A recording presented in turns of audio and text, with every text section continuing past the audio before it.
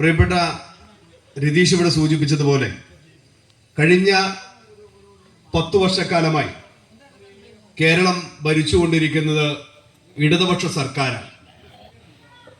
പിണറായി വിജയൻ നേതൃത്വം കൊടുക്കുന്ന ഇടതുപക്ഷ സർക്കാർ കേരളം ഭരിച്ചുകൊണ്ടിരിക്കുമ്പോൾ കഴിഞ്ഞ 65 വർഷക്കാലമായി പഞ്ചായത്ത് ഉണ്ടായ നാള് മുതൽ ഈ വണ്ടാഴി ഗ്രാമപഞ്ചായത്തിന് ഭരണ നേതൃത്വം കൊടുക്കുന്നത് മാർക്സിസ്റ്റ് പാർട്ടി നേതൃത്വം കൊടുക്കുന്ന ഇടതുപക്ഷമാണ്. അതുപോലെയൊക്കെ തന്നെ ബ്ലോക്ക് പഞ്ചായത്ത് ഉണ്ടായ കാലഘട്ടം മുതൽ ഒട്ടനവധി നീണ്ട വർഷങ്ങൾ നെന്മാറ ബ്ലോക്ക് പഞ്ചായത്ത് ഭരിച്ചുകൊണ്ടിരിക്കുന്ന പ്രസ്ഥാനം, അതിന് നേതൃത്വം കൊടുക്കുന്നത് മാർക്സിസ്റ്റ് പാർട്ടിയാണ്, ഇടതുപക്ഷമാണ്. പാലക്കാട് ജില്ലാ പഞ്ചായത്ത് ആയിക്കോട്ടെ ഒട്ടനവധി കാലമായി അതിന് ഭരണ നേതൃത്വം കൊടുക്കുന്നത് മാർക്സിസ്റ്റ് പാർട്ടിയാണ്, ഇടതുപക്ഷമാണ്. ഞാനിവിടെ സൂചിപ്പിക്കാനുള്ള കാരണം എല്ലാ മേഖലകളും ഈ പാർലമെന്റിന്റെ അംഗം എന്ന് പറയുന്നത് കെ രാധാകൃഷ്ണൻ എന്ന് പറയുന്നത് മാർക്സിസ്റ്റ് പാർട്ടിയുടെ നേതാവാണ്, ഇടതുപക്ഷത്തിന്റെ ആളാണ്. അത് ഗ്രാമപഞ്ചായത്ത് ആയിക്കോട്ടെ, ബ്ലോക്ക് പഞ്ചായത്ത് ആയിക്കോട്ടെ, ജില്ലാ പഞ്ചായത്ത് ആയിക്കോട്ടെ, സംസ്ഥാന സർക്കാർ ആയിക്കോട്ടെ, അതുപോലെ തന്നെ പാർലമെന്റ് അംഗമായിക്കോട്ടെ, എല്ലാം ഇടതുപക്ഷത്തിന്റെ ആളുകൾ പാലക്കാട് ജില്ലയിൽ ആകമാനം ഭരിച്ചു മുന്നോട്ട് പോയിക്കൊണ്ടിരിക്കുമ്പോൾ വണ്ടാഴി ഗ്രാമപഞ്ചായത്തില് കിഴക്കേത്തറയിൽ ആണ് ഈ പൊതുയോഗം നടന്നുകൊണ്ടിരിക്കുന്നത്. ഈ പൊതുയോഗം നടത്തുകൊണ്ടിരിക്കുന്ന ഈ പ്രദേശത്ത് ഒട്ടനവധി കിലോമീറ്ററുകൾ ചുറ്റി വരേണ്ടി വന്ന ഒരു ഗതികെട്ട നാട്ടിലാണ് ഞാൻ നിങ്ങളുമൊക്കെ ജീവിക്കുന്നത് എന്ന് സൂചിപ്പിക്കാൻ വേണ്ടിയാണ്.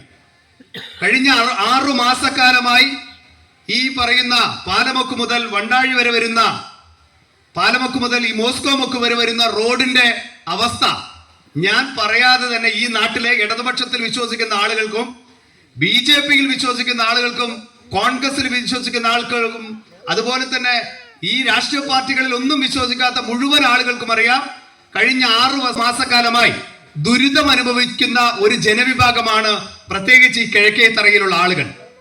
എന്തിനു വേണ്ടിയാണ് ഇടതുപക്ഷം CPMന്റെ ആളുകൾ നമ്മുടെ വീടുകളിൽ വന്ന് വോട്ട് ചോദിക്കുന്നത് എന്ന് അവരുടെ മുഖത്ത് നോക്കി നമുക്ക് ചോദിക്കാൻ കഴിയണം.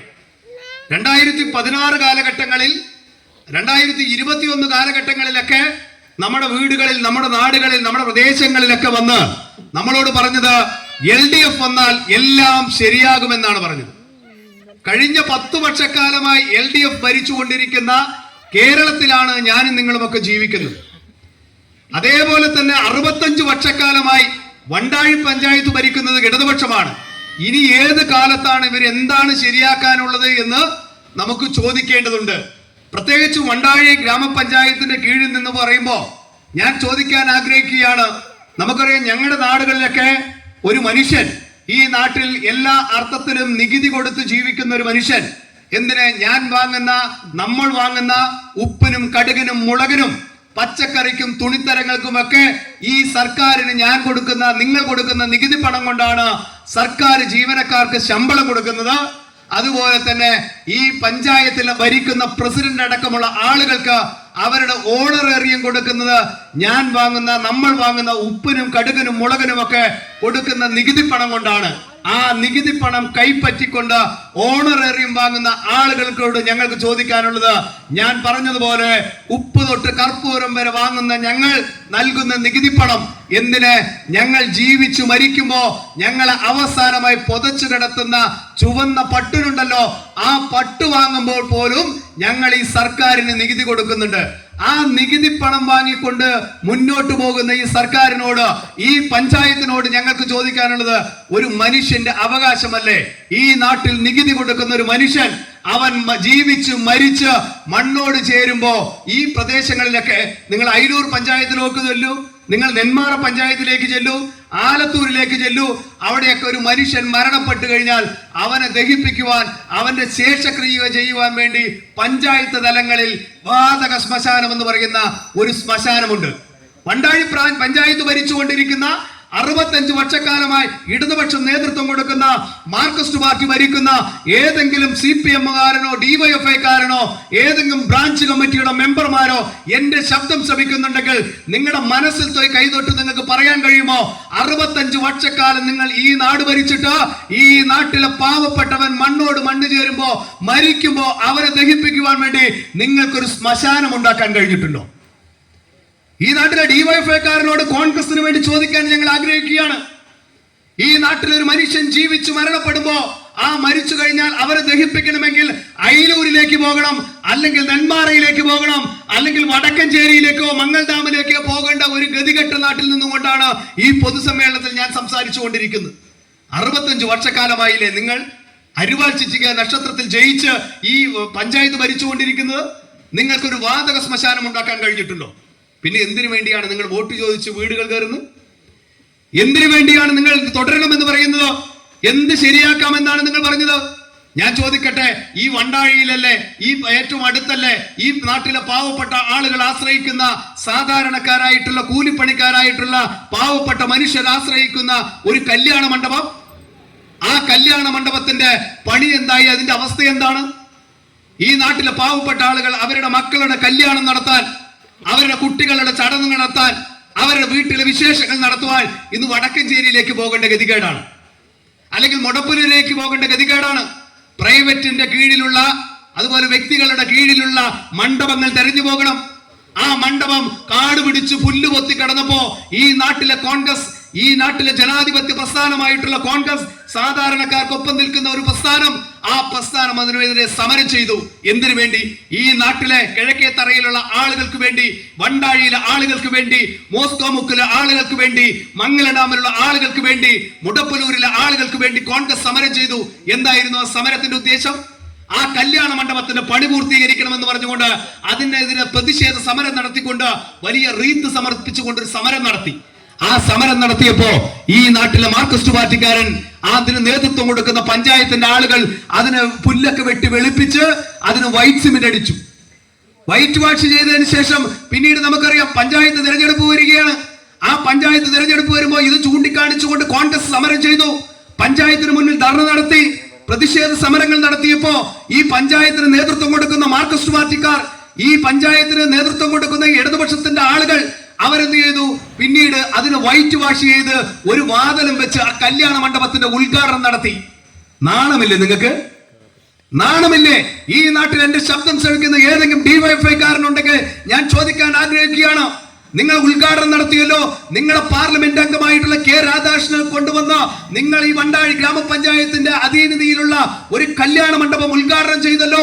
ആ ഉദ്ഘാടനം ചെയ്ത കല്യാണ മണ്ഡപത്തിലേക്ക് നാളെ കിഴക്കേ തറയിലുള്ള ഒരു മനുഷ്യൻ അവരുടെ കുടുംബത്തിൽ ഒരു ചടങ്ങ് നടത്തുവാൻ വേണ്ടി പഞ്ചായത്തിനെ സമീപിച്ചാൽ ആ ചടങ്ങ് നടത്തുവാനുള്ള സൗകര്യമുണ്ടോ? അവിടെ കല്യാണ മണ്ഡപം എന്ന് പറയുന്ന അതിന്റെ അടുക്കളയുണ്ടോ? അവിടെ അതിന് ഭക്ഷണം പാകം ചെയ്യാൻ കഴിയുമോ?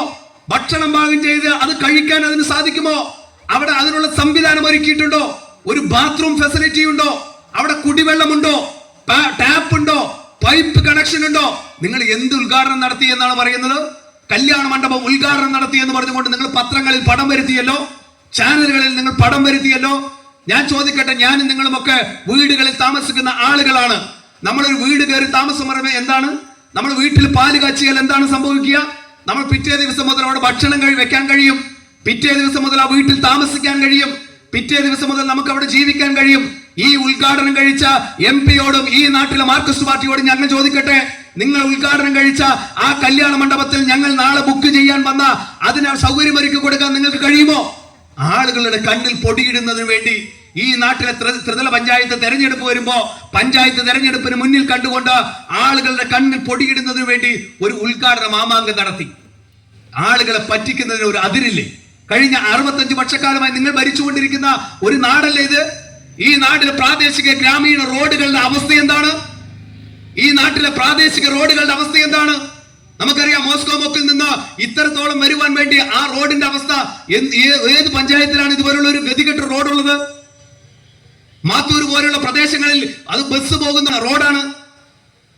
ആ റോഡിന്റെ അവസ്ഥ എന്താണ്? എന്ത് ശരിയാക്കി തരാം എന്നാണ് പറയുന്നത്? എന്ത് നടത്തി തരാം? എന്തിനു വേണ്ടിയാണ് നിങ്ങൾ ഇനി വോട്ട് ചോദിക്കുന്നത്? 65 വർഷക്കാലം നിങ്ങൾ ഭരിച്ചു.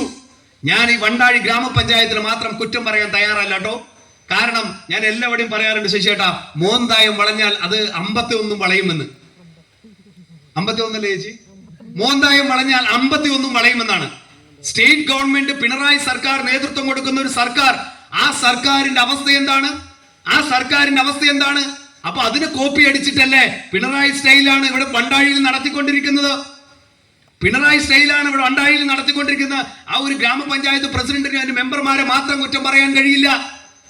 LDF വന്നാൽ എല്ലാം ശരിയാകുമെന്ന് പറഞ്ഞുകൊണ്ട് അധികാരത്തിൽ കയറിയ ആളുകൾ കഴിഞ്ഞ 10 വർഷക്കാലമായി കേരളം ഭരിച്ചു.